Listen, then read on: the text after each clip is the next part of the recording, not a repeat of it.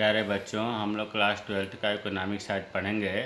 Chapter दूसरा चल रहा है और लेक्चर आज 19वां होगा। कल जो है हम लोग पढ़े थे 18वें लेक्चर में कि व्यक्तिगत मांग को प्रभावित करने वाले कारक। हमने ये भी बताया था कि केवल अगर मांग को प्रभावित करने वाले कारक कहा जाए तो व्यक्तिगत मांग को प्रभावित करने वाले कारक लिखा जाता है।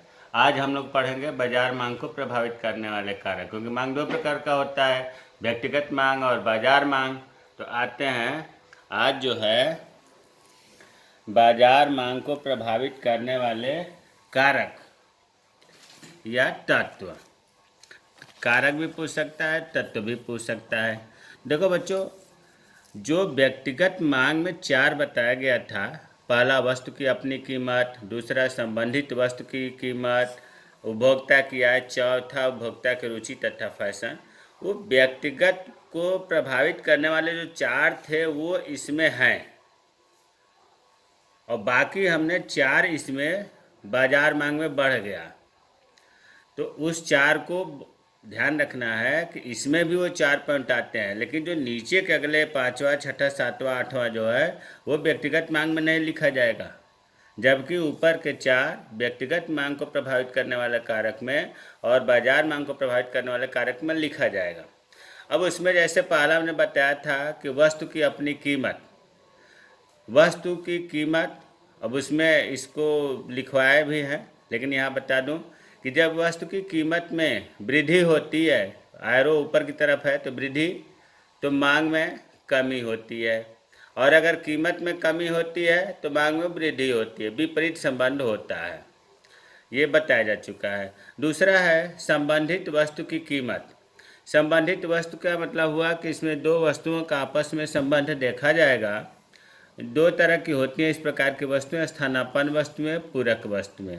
स्थानापन्न वस्तुएं कल बताया गया था कि स्थानापन्न वस्तुएं वे वस्तुएं हैं जो एक दूसरे के स्थान पर प्रयोग की जाती है। तो इसमें उसमें लिखवाया गया है, इसलिए हम सीधे उदाहरण पा जाते हैं। उसमें उदाहरण दिया गया था चाय और काफ़ी।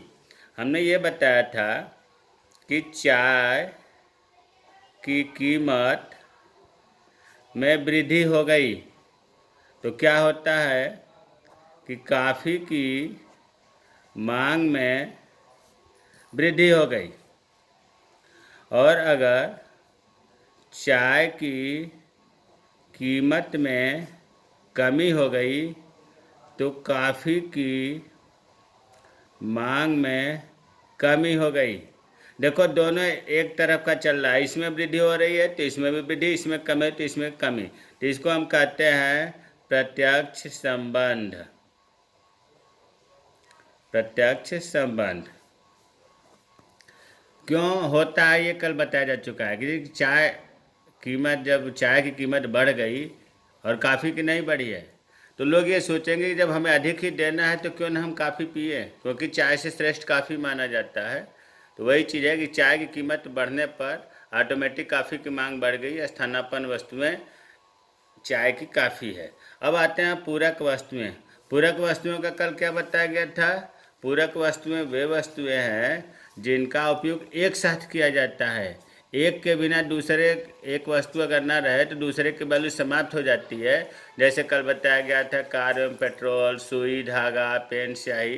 तो इसमें सीधे आ जाते हैं उदाहरण पर ही।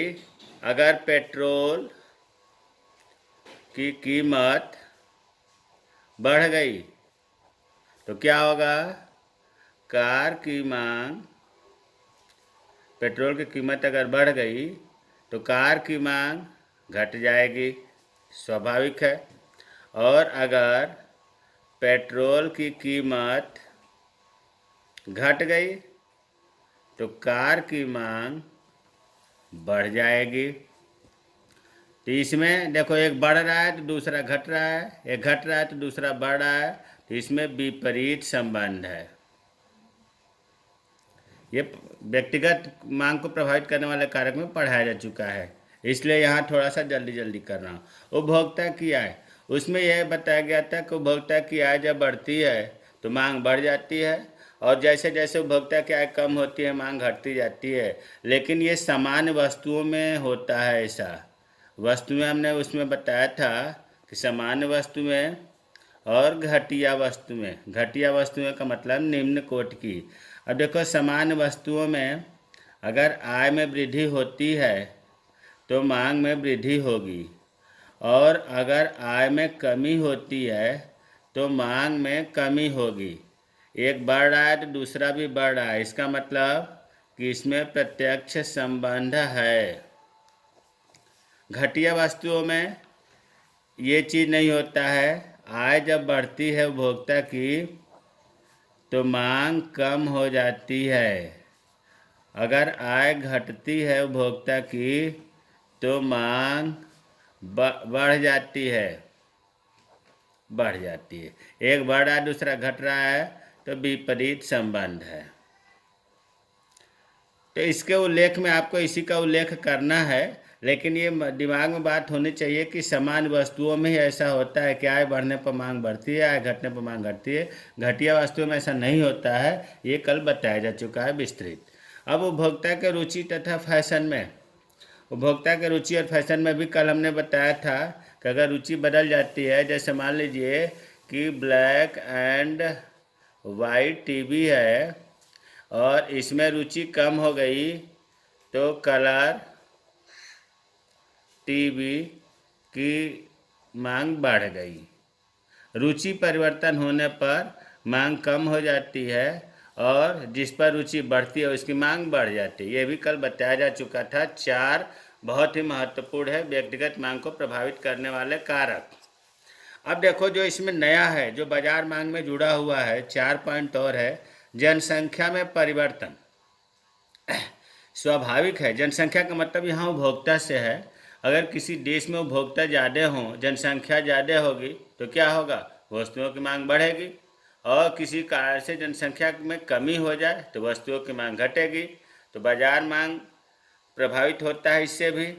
तो अब इसमें वही चीज़ दिखा दें, इसमें जनसंख्या में परिवर्तन का, कि अगर जनसंख्या में वृद्धि होती है, वृद्धि का आम चिन्ह ऐसे बना दे। हाँ, जनसंख्या में वृद्धि होती है तो मांग क्या होगी? बढ़ जाएगी। और जनसंख्या में अगर कमी होती है तो मांग कमी हो जाएगी। एक बढ़ रहा है तो दूसरा भी बढ़ रहा है, एक घट रहा है तो दूसरा भी घट रहा है। इसका मतलब कि प्रत्यक्ष संबंध है। छठा, आय धन के वितरण में परिवर्तन। सरकार के द्वारा जो धन बांटा जाता है, अगर असमान वितरण है तो बाजार मांग कम होगी, क्योंकि पैसा गरीबों पर नहीं रहेगा तो वो कहाँ से खरीदेंगे? कुछ लोगों पर ही पैसा पहुँचेगा, आय का वितरण होगा। अगर समान ढंग से नहीं हुआ तो सब लोग नहीं खरीद पाएंगे, बाजार मांग कम होगी। और अगर आय का मतलब सरकार के द्वारा धन वितरण समान रूप से हो तो निश्चित रूप से जब सब पर पैसा होगा तो मांग बढ़ जाएगी। तो इसमें हुआ। ऋतु तथा मौसम में परिवर्तन। ऋतु तथा मौसम मतलब जैसे एक उदाहरण लेते हैं कि मौसम में परिवर्तन होता है तो मांग बढ़ जाती है। जैसे जाड़ा, शरद ऋतु। देखो, ऋतु तथा मौसम में परिवर्तन के साथ साथ विभिन्न वस्तुओं की मांग में भी परिवर्तन हो जाता है। जैसे जाड़ा ऋतु में कीमत बढ़ने पर गर्म कपड़े की मांग में वृद्धि हो जाती है। तो इसका मतलब हुआ कि जाड़ा अगर आ गया तो गर्म कपड़े की मांग बढ़ गई, और जाड़ा जाते ही गर्म कपड़े की मांग कम हो गई। तो एक कारण बाजार मांग को प्रभावित करने का ये भी है।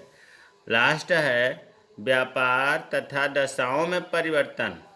अरे भाई, जब मंदी आ जाती है, जिससे इस समय क्या है स्थिति देश की, मंदी चल रही है, मौद्रिक आय में कमी है, तो वस्तुओं की मांग कम हो रही है। और जिस समय तेजी आ जाए, सबकी दुकानें अच्छी चलने लगे, सबके बिजनेस अच्छे चलने लगे, तो क्या होगा? लोगों की मौद्रिक आय, लोगों की आय बढ़ जाती है, और जब आय बढ़ेगी तो मांग बढ़ेगी। तो वही चीज़ है, तेजी काल में लोगों की मौद्रिक आय बढ़ जाती है, जिससे वस्तुओं की मांग बढ़ जाती है। इसके विपरीत मंदी काल में मौद्रिक आय में कमी होती है, जिससे वस्तुओं की मांग में कमी आ जाती है। तो इस प्रकार मांग आपका जो चल रहा है, मांग 2 प्रकार का होता था, व्यक्तिगत मांग और बाजार मांग।